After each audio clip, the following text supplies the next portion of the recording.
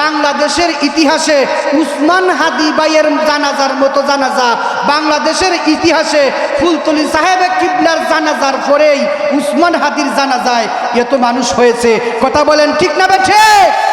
তালাশ করে দেখা গেছে উসমান হাদি ভাইয়ের ফ্যামিলিগত স্ট্যাটাস তালাশ করে দেখা গেছে এই উসমান হাদি ভাইয়ের বাবা একজন মাওলানা, উনার মাও আলেমা, উনার ফ্যামিলির সবাই আলেম, বেশিরভাগ আলেম, উনার স্ত্রীও আলেমা।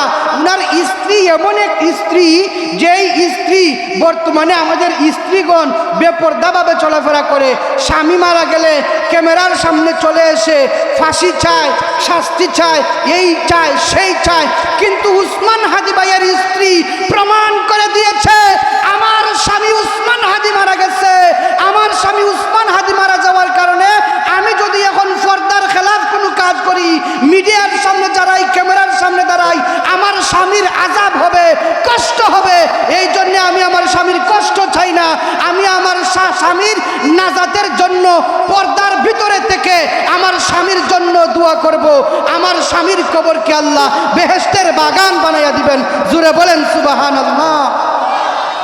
আমাদেরও এইটা থেকে আমাদেরও শিক্ষা নেওয়া দরকার। আমাদের সমাজে কি চলে জানেন? আমাদের যদি কেউ মারা যায়, মারা গেলে এতদিন পর্যন্ত মারা যাওয়ার আগে যাদেরকে কেউ দেখতে পারে নাই, মারা গেলে ছেলে মেয়েরা, মেয়ের স্ত্রী এবং যে মহিলারা আছে এরা এমনভাবে কান্নাকাটি শুরু করে, এমনভাবে বিলাপ করে করে কাঁদে। তাদের যে পর্দা করা উচিত, বাইরের মানুষ যে এসেছে তারা ভুলে যায়। এটা থেকে আমাদের শিক্ষা নেওয়া দরকার। মারা গেলেও বেপর্দা হয়ে কান্নাকাটি করা যাবে না।